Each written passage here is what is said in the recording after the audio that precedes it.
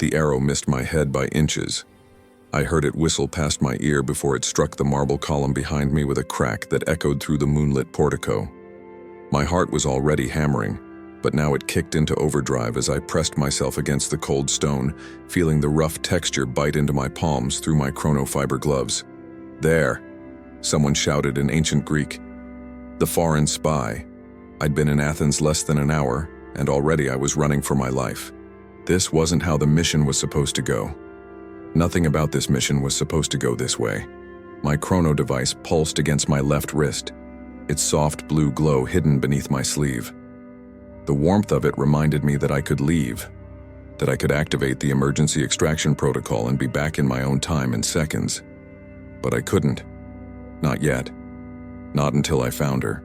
3 days ago, I'd been standing in the briefing room at headquarters, looking at Director Castellanos across her pristine desk. The fluorescent lights hummed overhead, sterile and cold, nothing like the warm oil lamps that now flickered in the Athenian night around me. She'd slid a thin file across the polished surface, her expression grave. "This mission doesn't officially exist, Nikola," she'd said, her dark eyes meeting mine with unusual intensity. "Doctor, Lydia Thorne went missing 48 hours ago during an unauthorized jump to Athens 350 BC. She's one of our best temporal anthropologists, and she knew better than to go alone. We need you to find her, extract her, and come back." Quietly, I'd opened the file, studying the image of a woman in her early 30s, blonde hair pulled back, intelligent blue eyes that seemed to challenge the camera. Dr. Thorne had published extensively on pre-Alexandrian Greece, was considered the leading expert on Athenian philosophy and culture.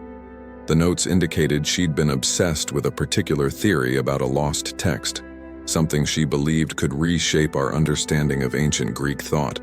"Why me?" I'd asked, though I already knew the answer. "Because you're the best at improvisation, Nikola. And because you have a tendency to bend rules when lives are at stake. Doctor, Thorne broke protocol, yes, but she's still one of ours. Bring her home." Now crouched in the shadows of the Athenian agora, I was beginning to understand just how far off the rails this mission had gone. I'd arrived at the designated coordinates just after sunset, materializing in a narrow alley between two workshops. The temporal displacement had been smooth, the chronofiber suit adapting instantly to regulate my body temperature against the warm Mediterranean evening. I'd changed quickly into period-appropriate clothing, a simple chiton covered by my brown coat, which, while not perfectly authentic, could pass for a traveler's cloak in the dim light. My research had been thorough. I knew that in 350 BC, Athens was still recovering from its defeat in the Peloponnesian War, still rebuilding its power and influence. The great philosophers walked these streets. Democracy, though different from modern conceptions, thrived here. But I also knew that foreigners were viewed with suspicion, that a strange man asking questions could easily be mistaken for a spy from a rival city-state. I'd made my first mistake within 20 minutes. I'd approached a merchant in the agora, asking in carefully practiced ancient Greek about foreign scholars or philosophers who'd arrived recently. The man's eyes had narrowed, his hand moving to the knife at his belt. Before I could backtrack, he'd called for the city watch. Hence the arrow. Hence my current position, pressed against a column, listening to footsteps echoing through the portico. I needed to think. Dr. Thorne had come here looking for something specific. According to the fragmented logs we'd recovered from her last transmission, she believed there was a private academy, a gathering place for philosophers and thinkers that operated in secret, away from the public gymnasiums and schools. She thought this group possessed texts that had been lost to history, including works that contradicted the official narratives we thought we knew about this period. The footsteps were getting closer. I counted at least 3 sets, probably city guards armed with spears. In the moonlight, I could see the edge of the agora opening up before me, the great open space where Athenians gathered to trade, debate, and conduct the business of democracy. During the day, it would be packed with people. Now it was eerily quiet, silver moonlight painting everything in shades of gray. I made a decision. Instead of running further into the maze of streets where I'd surely get lost, I moved toward the agora itself, toward the one place I might find help. My boots were silent on the stone as I sprinted across the open space, my brown coat billowing behind me. The chrono device on my wrist registered my elevated heart rate, the adrenaline pumping through my system. I could hear shouting behind me, but I didn't look back. Ahead, I could see a cluster of buildings on the far side of the agora, including what I recognized from my research as a symposium hall, a place where philosophers and wealthy citizens gathered for intellectual discourse and drinking parties. The door was heavy wood, worn smooth by countless hands. I pushed it open and slipped inside, pulling it closed behind me. The contrast was immediate and jarring. Inside, oil lamps cast warm golden light over a scene of refined civilization. About 20 men reclined on couches arranged in a circle, cups of wine in their hands, engaged in animated discussion. The air smelled of wine, olive oil, and the smoky sweetness of incense. Every face turned toward me. The conversation died instantly. I stood there, breathing hard, acutely aware of how I must look, windswept and suspicious. A stranger interrupting a private gathering. My hand instinctively went to the reassuring weight of the small plasma cutter hidden in my coat, a weapon that could cut through almost anything but that I desperately hoped I wouldn't need to use.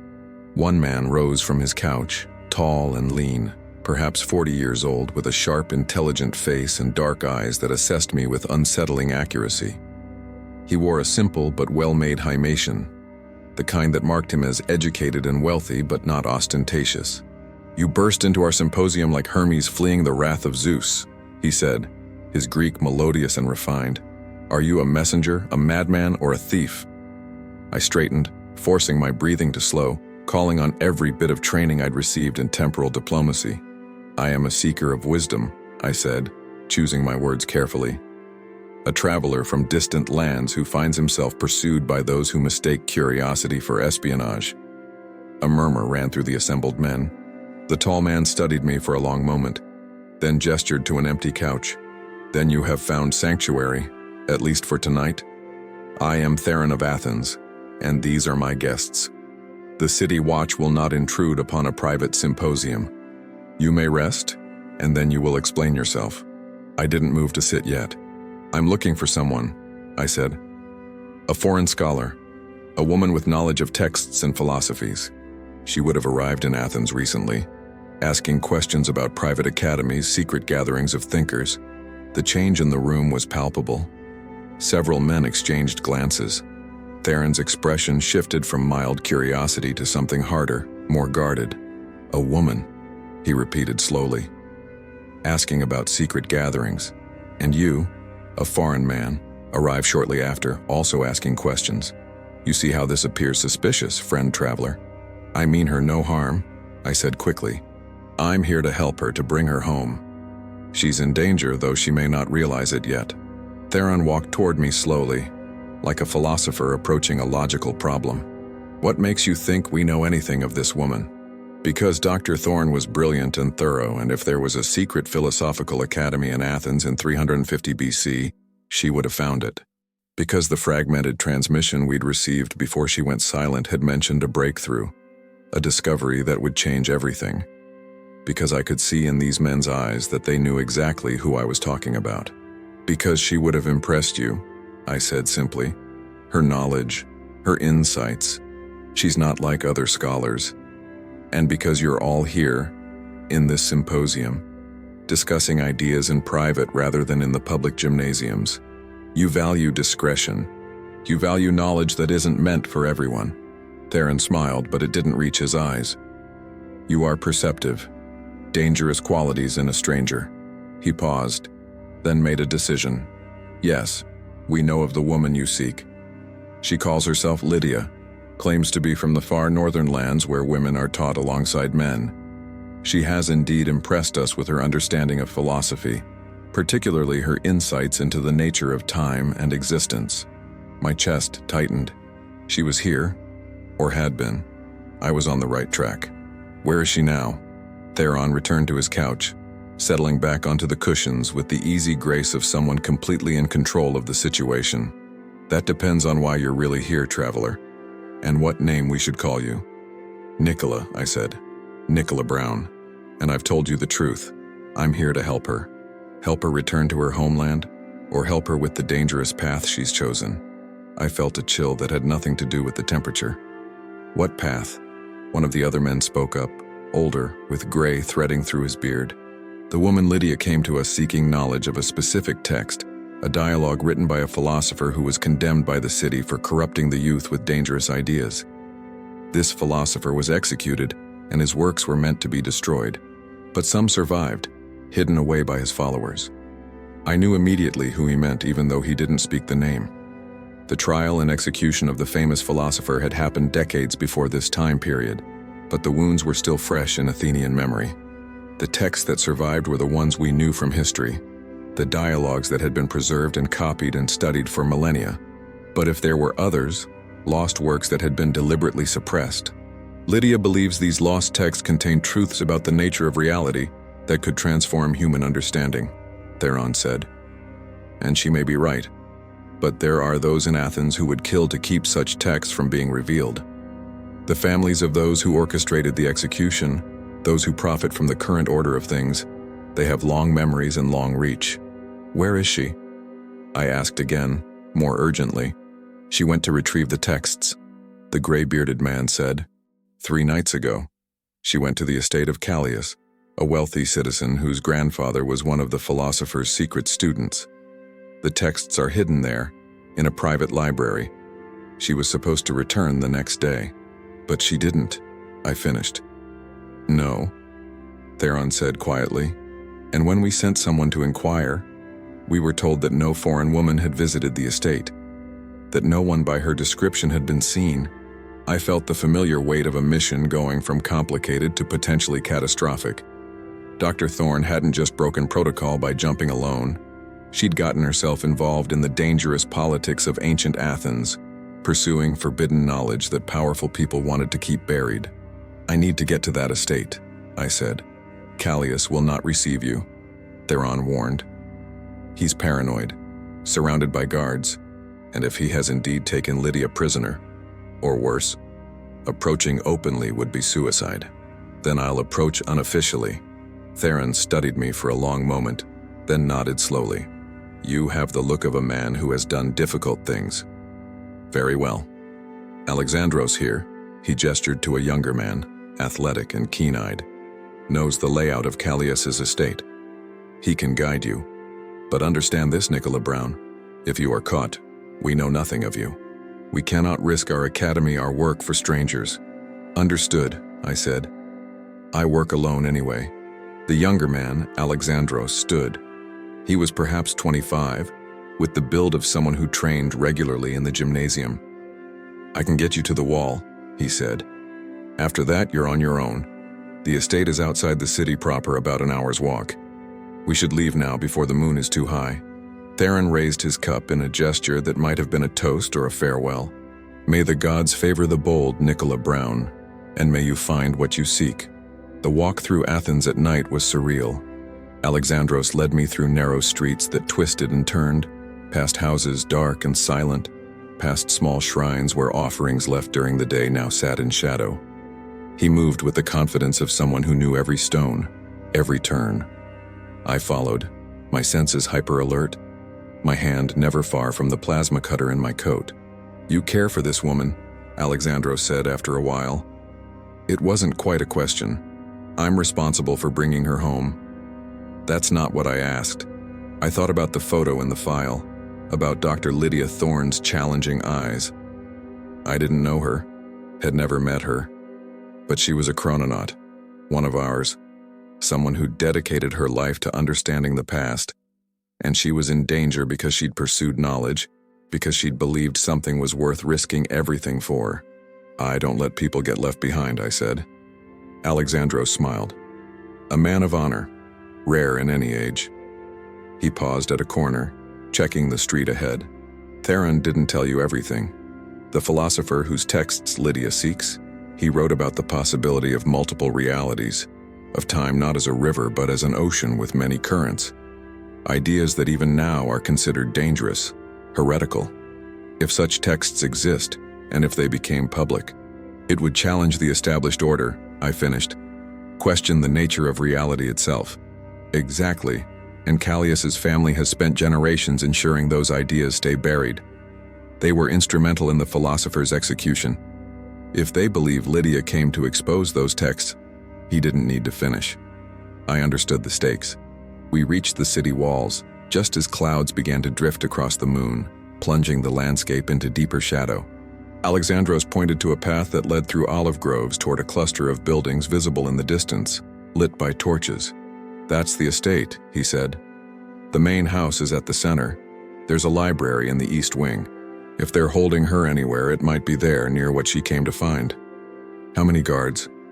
"At least a dozen, probably more at night. They patrol the perimeter. There's a wall about 10 feet high, but there's a section on the north side where a tree grows close.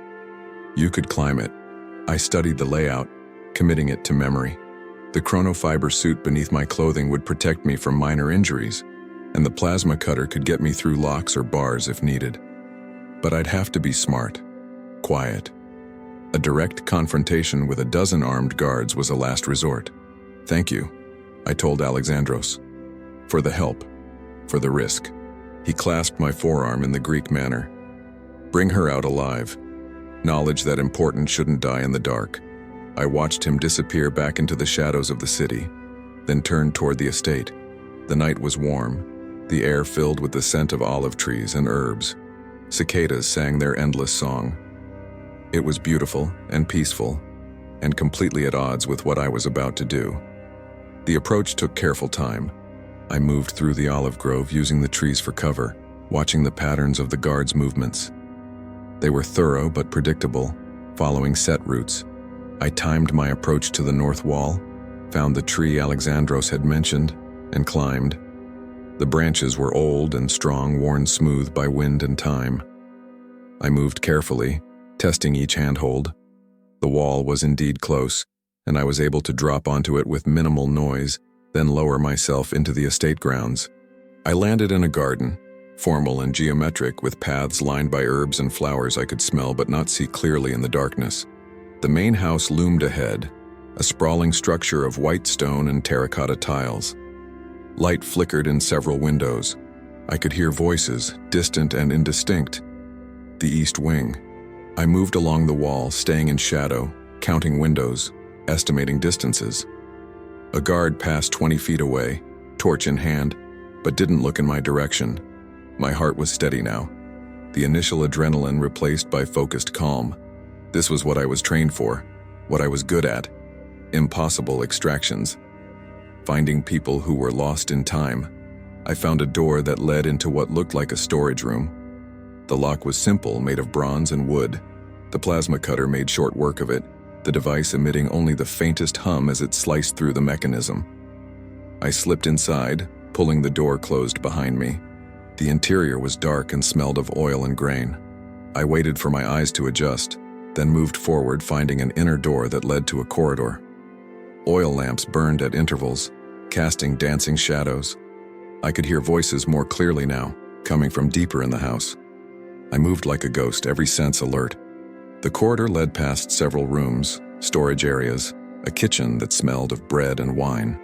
Then I found stairs leading down, and I knew instinctively that this was what I was looking for. Private libraries in wealthy Greek homes were often kept in lower levels, protected from heat and light. The stairs descended into cooler air.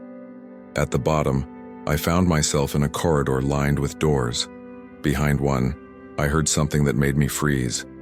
A woman's voice, speaking in Greek, but with an accent that was unmistakably modern. "I've told you. I don't know what you're talking about. I'm a scholar, nothing more. I came to study your texts, not to steal them." A male voice responded, cold and imperious. "You are a liar. No woman has the knowledge you possess unless she has been taught by those who wish to undermine the natural order. You will tell us who sent you, and what you plan to do with the sacred texts." I moved to the door. It was heavy wood, barred from the outside. Through a small gap, I could see into the room beyond. It was a library, walls lined with scrolls and tablets. In the center, tied to a chair, was Dr. Lydia Thorne. She looked different from her photo.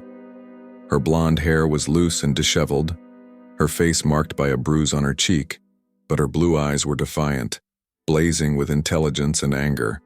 She wore the simple clothing of a Greek woman, but I could see the telltale bulge of a chrono device hidden beneath her sleeve. Around her stood 3 men.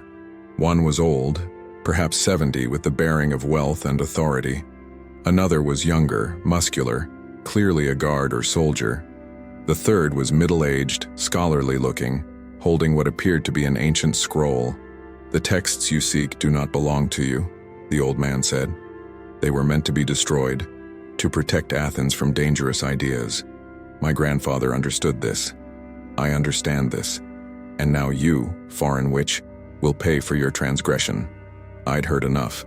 I activated the plasma cutter, set it to maximum power, and cut through the door's bar in one smooth motion. Then I kicked the door open with enough force to slam it into the guard standing behind it. The man went down hard. I was through the door in an instant, the plasma cutter in one hand, my other reaching for the small EMP device in my coat that could temporarily disable their weapons if needed. "Who?" the scholarly man began, but I cut him off. "Nikola Brown," I said, my Greek clear and sharp. "And I'm taking the woman with me. No one needs to die tonight, but that choice is yours." The old man's face went purple with rage. "Seize him!" The guard I'd knocked down was struggling to his feet, reaching for a sword. The scholarly man dropped the scroll and grabbed a knife from his belt. But Dr. Thorne was faster than any of them. She'd been working at her bonds while they questioned her, and in the chaos of my entrance she'd gotten one hand free.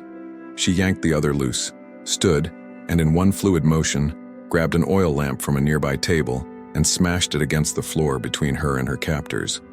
Oil and fire spread instantly, creating a wall of flame that made them stumble back. "About time someone showed up," she said in English, her voice dry despite the circumstances. I was beginning to think I'd have to rescue myself. "Can you run?" I asked, also in English. "Watch me." We moved together, back through the door and into the corridor. Behind us, I could hear shouting, the old man screaming for guards, the sound of the fire being stamped out. We had seconds, maybe less. "This way," Lydia said, surprising me by taking the lead. She ran down the corridor, away from the stairs I'd come down, toward what looked like a dead end. But she pressed something on the wall, and a hidden panel swung open, revealing another set of stairs. "Secret passage?" I asked as we plunged into darkness. "Rich, paranoid families always have escape routes," she panted. "I spotted it earlier. Hoped I'd get a chance to use it." The stairs led up, emerging in what appeared to be a storage building on the far side of the estate. We burst out into the night air, and immediately I could hear alarm bells ringing, guards shouting, the entire estate coming alive. "North wall," I said. "There's a tree we can use to get out." We ran through the gardens, no longer bothering with stealth. A guard appeared from the left, spear raised, but Lydia didn't even slow down. She grabbed a ceramic pot from a garden display and hurled it at his head with surprising accuracy. He went down, and we kept running. More guards were converging. I could see them in the torchlight coming from all sides. We weren't going to make it to the north wall. "Change of plans," I said, grabbing Lydia's hand and pulling her toward the main gate. "When I say run, you run, and don't look back." "What are you going to—" I didn't answer. Instead, I pulled out the EMP device and triggered it. The electromagnetic pulse was small, localized, but it was enough. Every oil lamp within 30 feet flickered and died, plunging that section of the estate into darkness.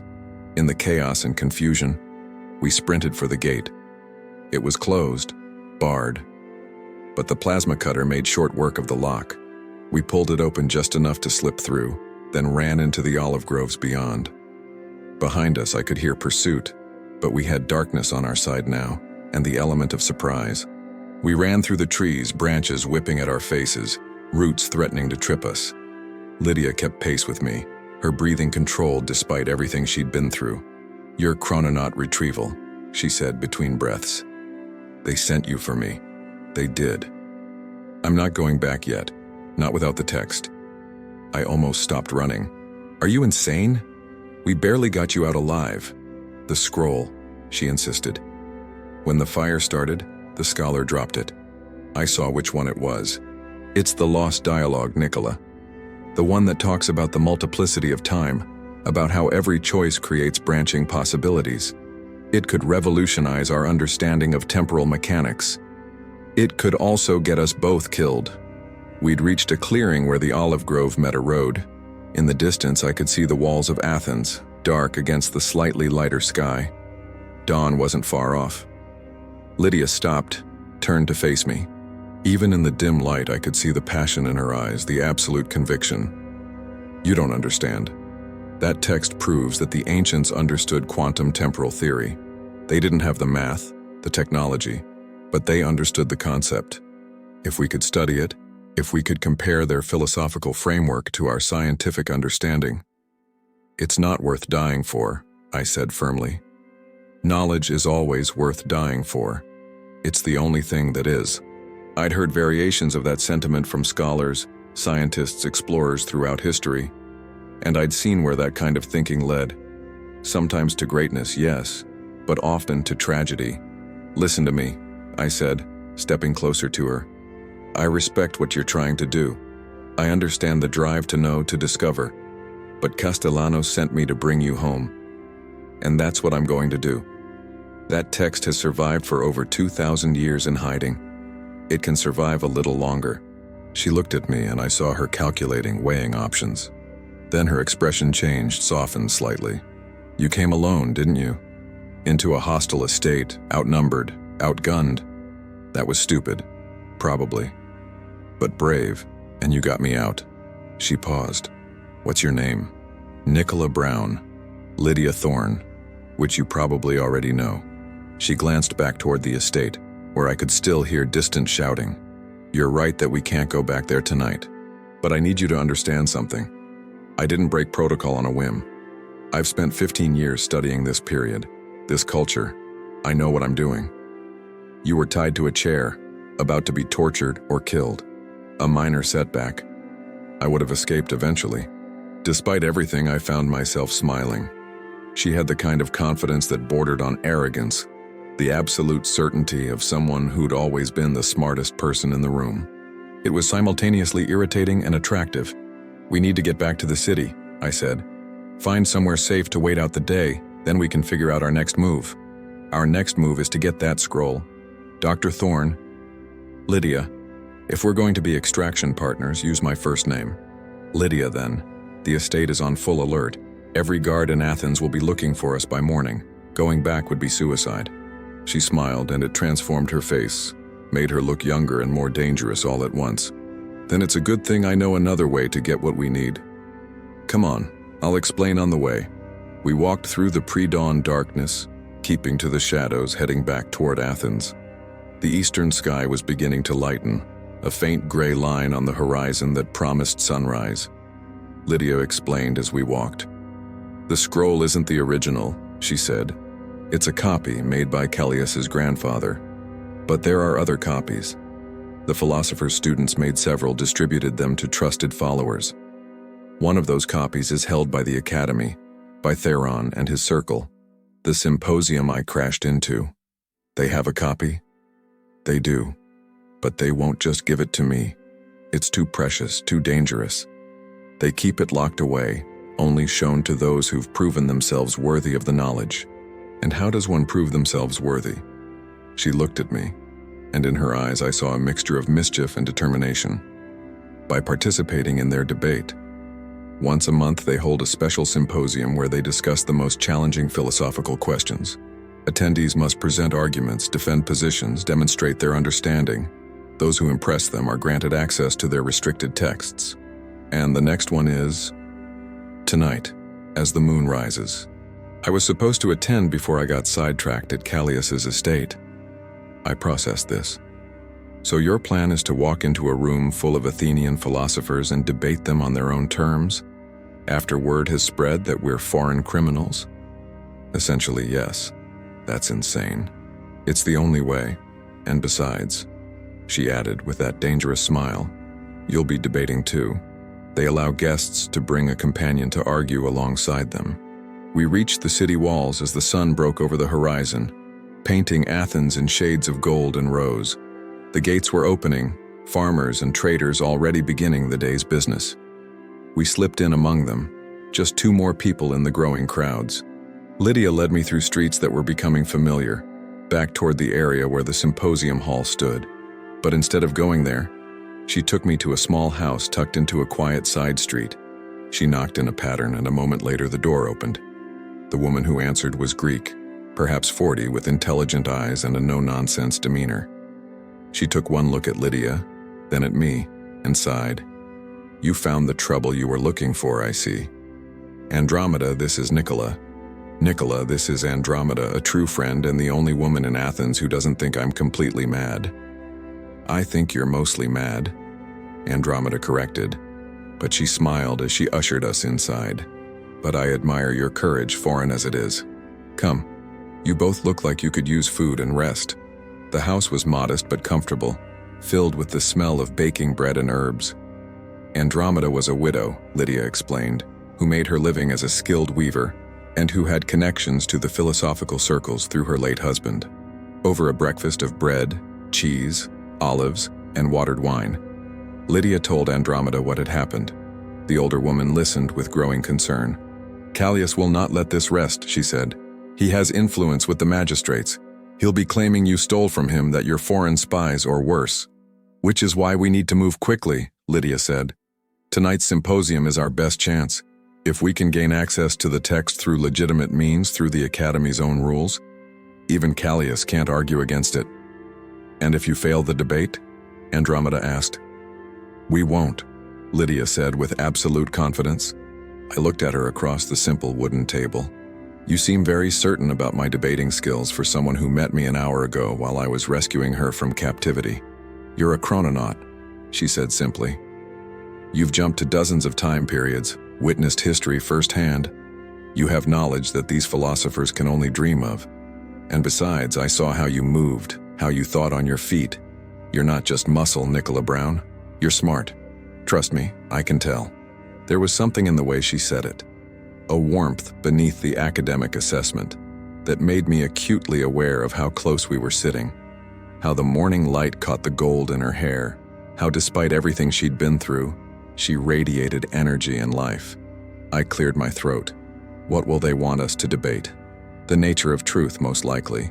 Whether reality is objective or subjective. Whether time is linear or cyclical. The kind of questions that have no easy answers. "Perfect," I said dryly. "No pressure." Andromeda stood, gathering the empty plates. "You should both rest. The symposium won't begin until sunset. Sleep while you can. I'll keep watch and warn you if anyone comes searching." She showed us to a small room at the back of the house, simple and clean, with 2 sleeping pallets and a window that looked out onto a tiny garden. Lydia sat on one of the pallets, finally letting exhaustion show in the slump of her shoulders. "Thank you," she said quietly, "for coming for me, for not just extracting me by force the moment you had me free." I sat on the other pallet, started checking my equipment.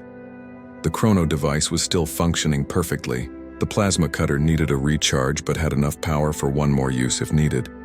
My chrono fiber suit had protected me from the minor scrapes and bruises of the night's adventures. "Why did you really come here alone?" I asked. "You're too smart to have just gotten reckless." She was quiet for a moment, staring at her hands.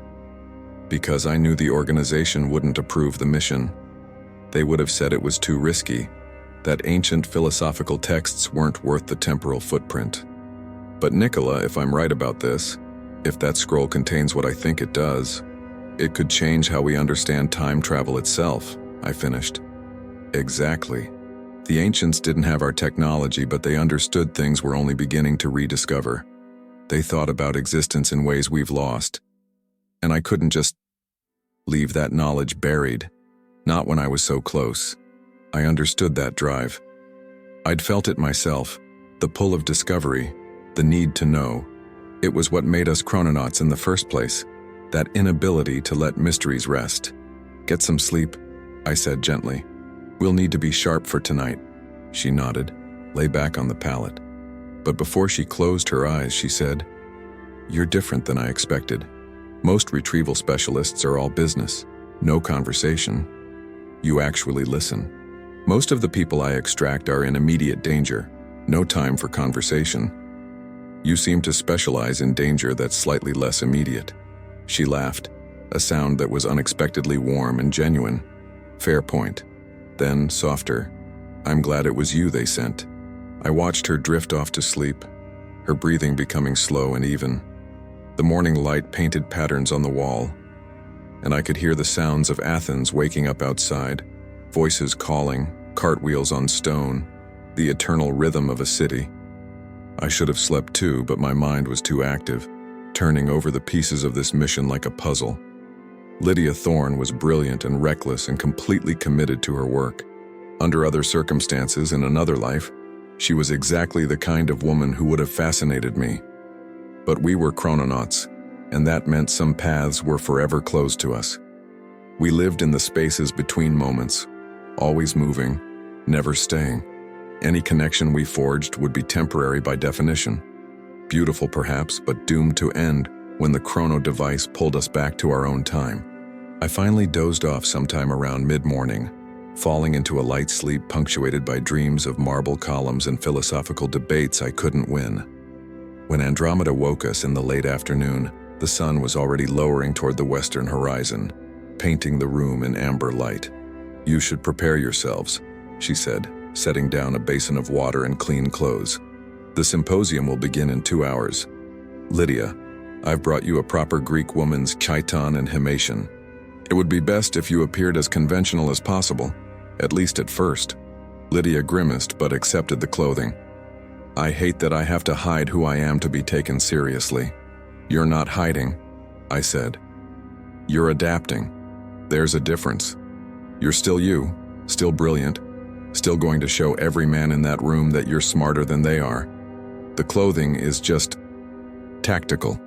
She looked at me, surprised, then smiled. "Tactical femininity. I like that." Andromeda left us to change. I swapped my dusty chiton for a cleaner one, adjusted my brown coat. The chrono device stayed hidden beneath my sleeve, a constant reminder of who I really was, where I really came from. Lydia emerged from behind a privacy screen wearing the traditional Greek women's clothing, her hair arranged in a more conventional style, but her eyes were the same, fierce, intelligent, ready for battle. "How do I look?" she asked. "Like a scholar pretending to be conventional," I said honestly. "They'll see through it in about 5 minutes." "Good. I'd hate to be boring." Andromeda walked with us as dusk settled over Athens. The streets were crowded with people heading home from the agora, slaves carrying goods for their masters, citizens discussing the day's business. We moved through it all like ghosts, 2 time travelers wearing borrowed clothing, heading toward a gathering that would determine whether we could complete our mission. The symposium hall looked different at night. Torches blazed outside, and I could see wealthy men arriving in small groups, their clothing fine, their demeanor that of people who knew they belonged. We were outsiders, pretending, and I felt the weight of that deception. Theron was waiting at the entrance. His eyes widened slightly when he saw me with Lydia, then narrowed with understanding. "So this is the woman you sought," he said, "and you found her. Yet here you both are, rather than fled back to your distant homeland. Interesting. We request the honor of participating in tonight's debate," Lydia said, her Greek formal and perfect, "as is the custom of your academy, to test our knowledge and our worthiness." Theron studied her for a long moment. "You understand what you're asking?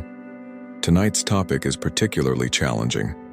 Whether truth exists independently of human perception, or whether reality itself is shaped by the observer.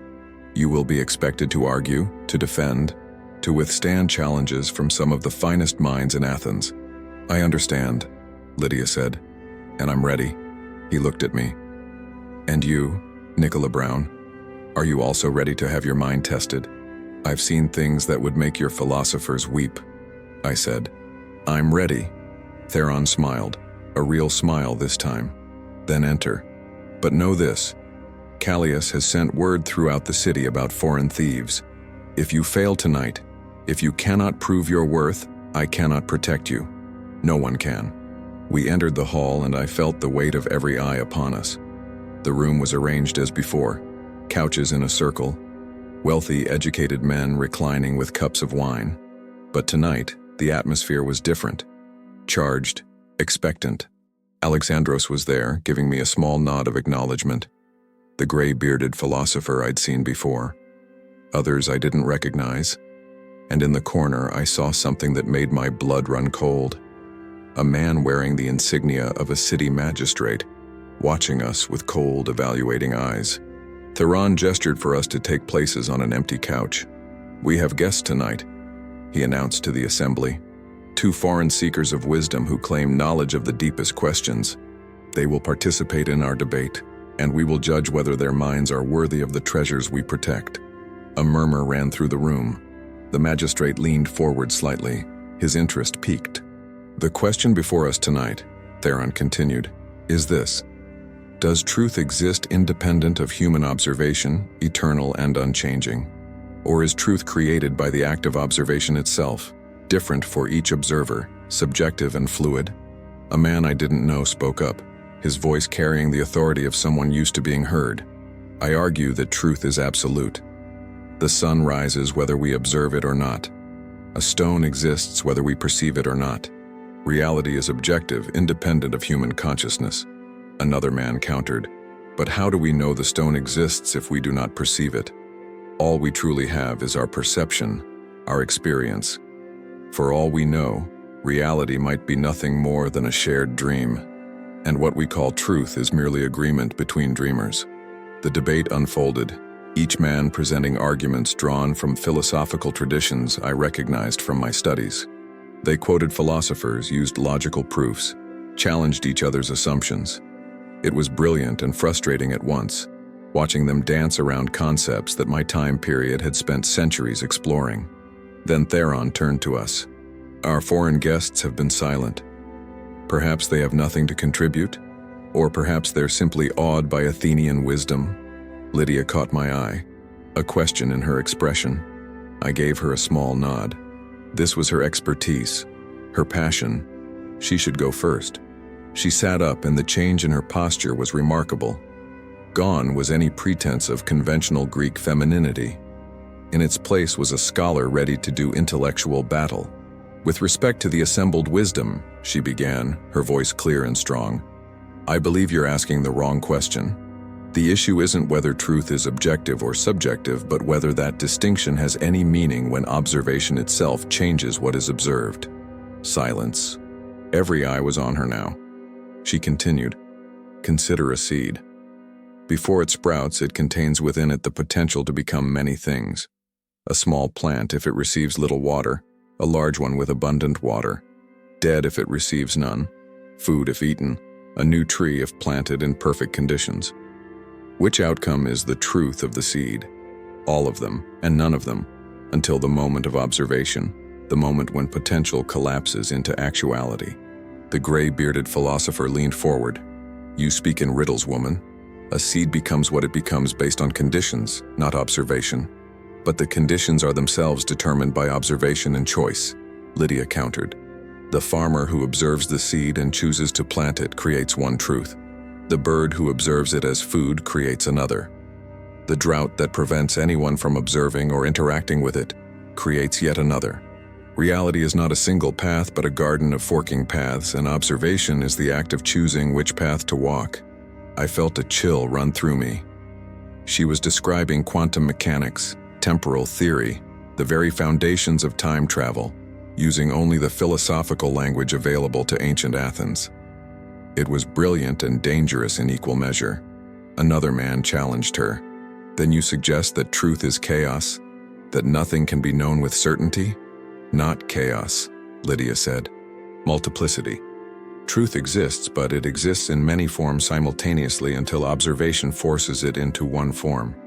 The universe is not a single story being told, but many stories being told at once, and we are both the authors and the audience." "Heretical thinking," someone muttered. "This is the kind of dangerous philosophy that was condemned. That was condemned because it threatened those in power," I cut in, unable to stay silent any longer. "Because if reality is multiple, if truth depends on perspective, then the absolute authority of any single ruler or system becomes questionable. That's not heresy. That's liberation." The magistrate's eyes fixed on me. "You speak boldly for a foreigner, and you align yourself with condemned ideas. Some might call that treasonous. I met his gaze steadily. I align myself with truth, wherever it leads. I've traveled far, seen many lands, many cultures, many ways of understanding the world, and everywhere I've gone, I've found that those who claim to hold absolute truth are usually those most afraid of questions. "And what questions do you ask?" Theron said quietly. The room had gone very still. I ask, what if time itself is not a river flowing in one direction, but an ocean where all moments exist simultaneously? What if the past, present, and future are not separate but interconnected, each influencing the others? What if every choice we make creates not just consequences but entirely new realities, branching possibilities that exist alongside each other? I was treading dangerous ground, describing time travel without revealing what I was. But I could see understanding dawning in Lydia's eyes, appreciation for how I was using temporal theory to support philosophical argument. The gray-bearded philosopher spoke, his voice thoughtful now, rather than dismissive. "You describe a cosmos of infinite complexity, where certainty is impossible, where even the gods might not know all truths." "I describe a cosmos of infinite possibility," I corrected, "where certainty about ultimate truth may be impossible, but where the search for truth, the act of questioning and observing and trying to understand, gives life meaning. Isn't the journey more important than the destination? Isn't the question more valuable than any single answer?" Silence stretched out. Then Alexandros spoke. "I've trained as an athlete all my life," he said, "and I know that victory comes not from believing you're already perfect, but from constantly striving to improve, from questioning your technique, from observing what works and what doesn't. Perhaps truth is the same. Not a destination to reach, but a process of constant refinement." Others began to speak, the debate expanding, evolving.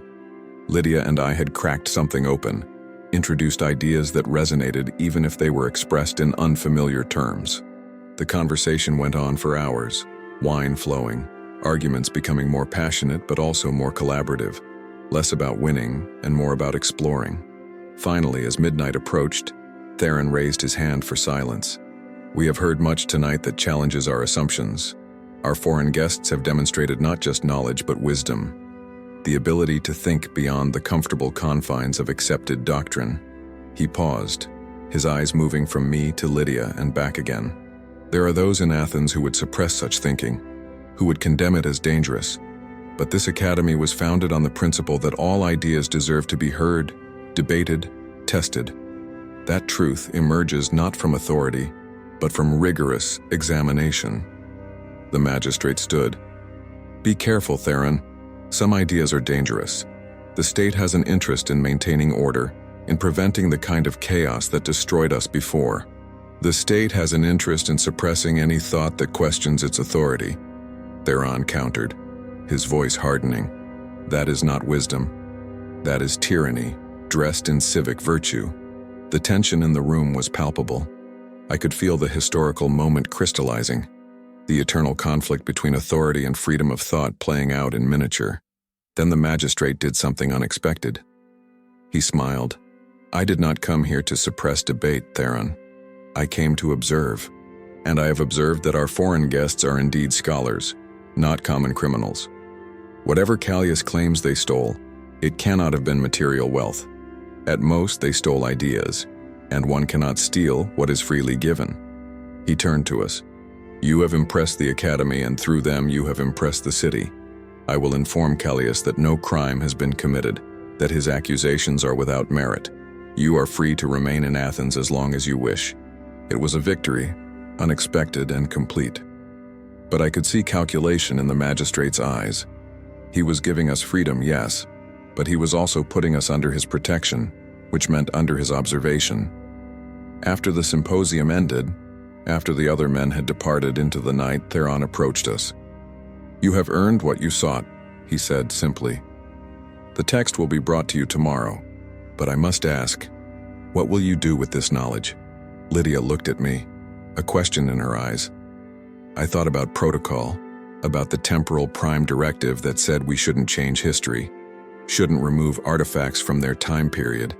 But I also thought about knowledge, about how it wanted to be free, to be shared, to illuminate the darkness. We'll study it, Lydia said carefully, learn from it, and then we'll ensure it's preserved for future generations. That's all I've ever wanted. Theron nodded slowly. The philosopher who wrote these words was executed because he taught people to think for themselves. His crime was encouraging questions rather than answers. Do not let his death be in vain. The world needs questioners, needs people brave enough to challenge what everyone accepts as true. We left the symposium hall near dawn, exhausted but triumphant. Andromeda was waiting at her house, relief visible on her face when she saw us safe. "You did it," she said. "The whole city is talking about the foreign scholars who debated the academy and won." "Not won," Lydia corrected. "Participated. Added our voice to an ongoing conversation." "That's what winning looks like in philosophy," Andromeda said with a smile.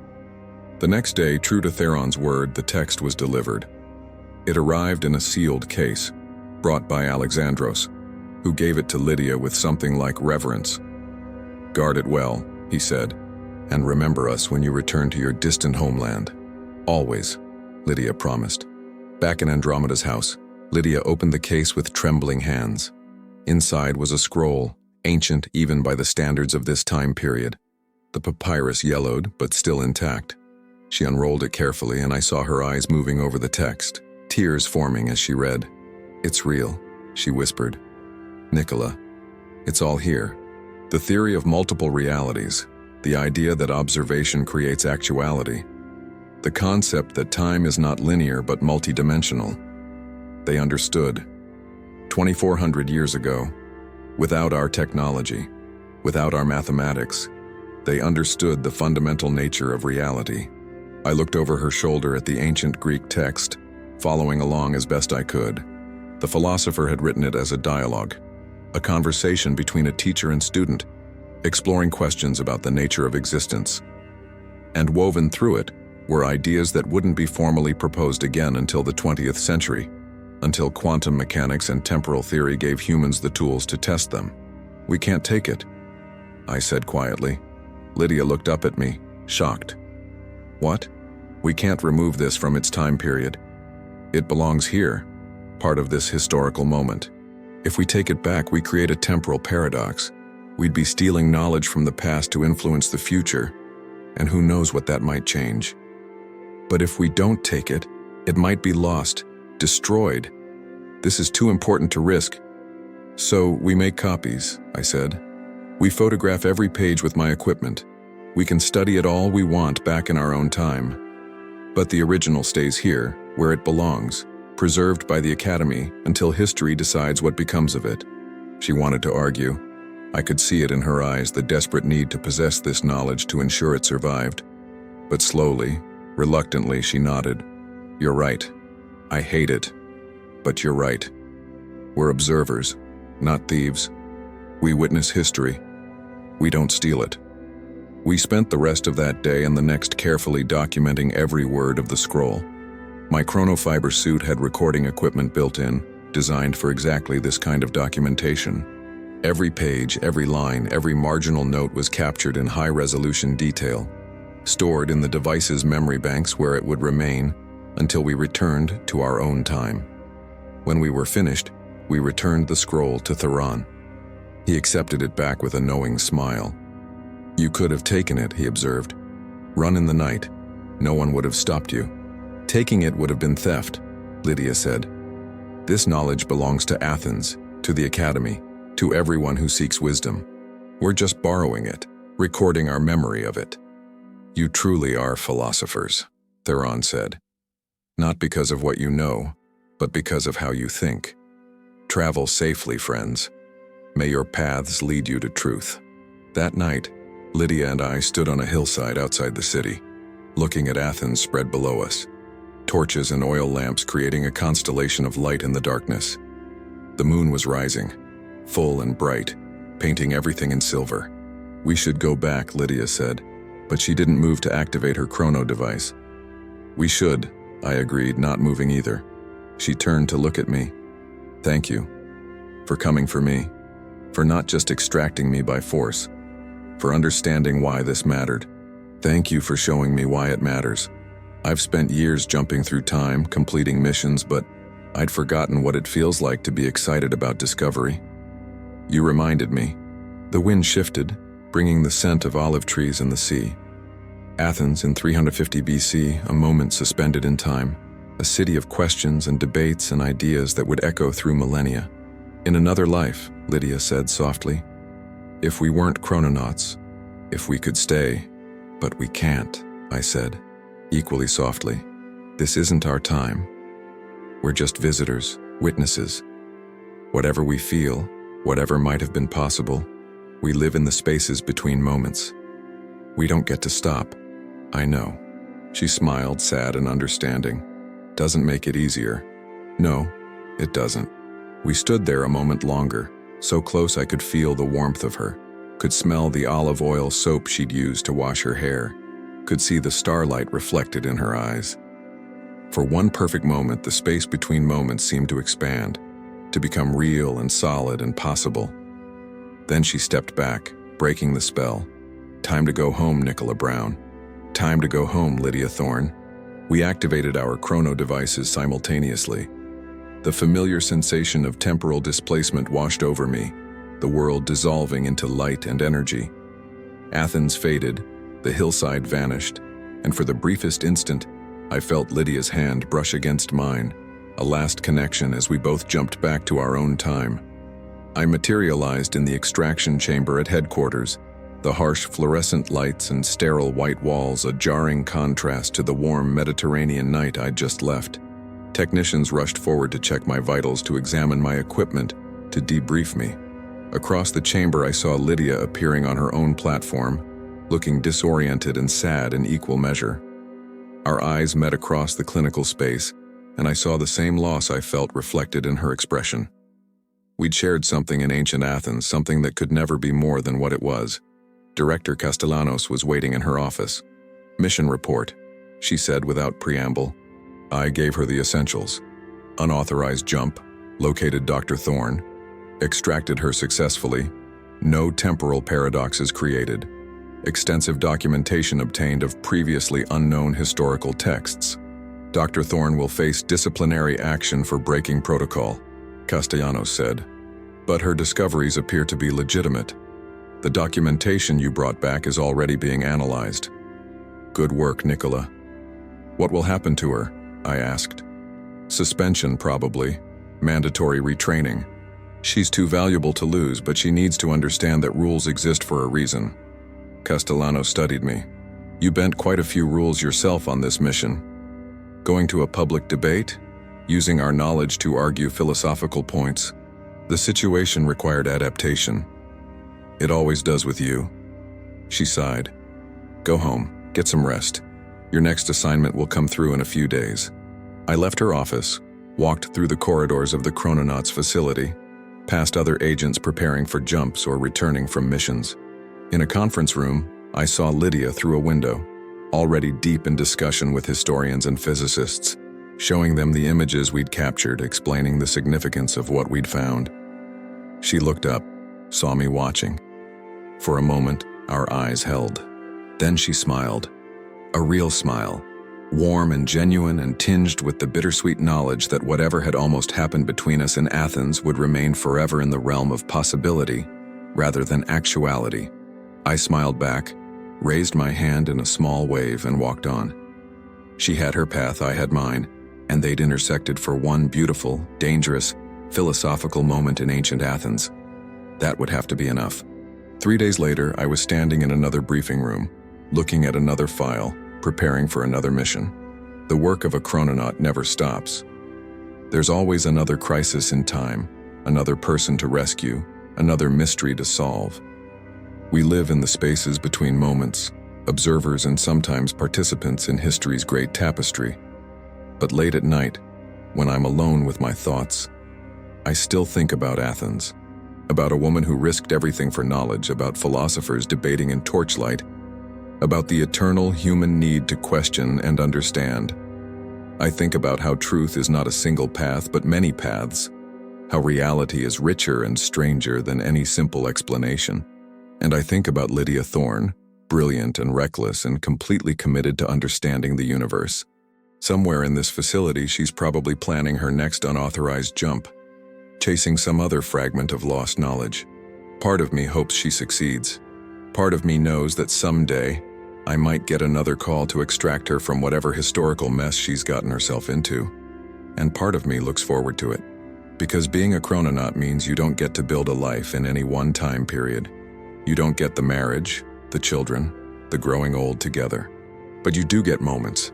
Vivid, intense, crystalline moments where you connect with someone who understands the same madness that drives you, who sees the universe the same way you do. That's the trade we make.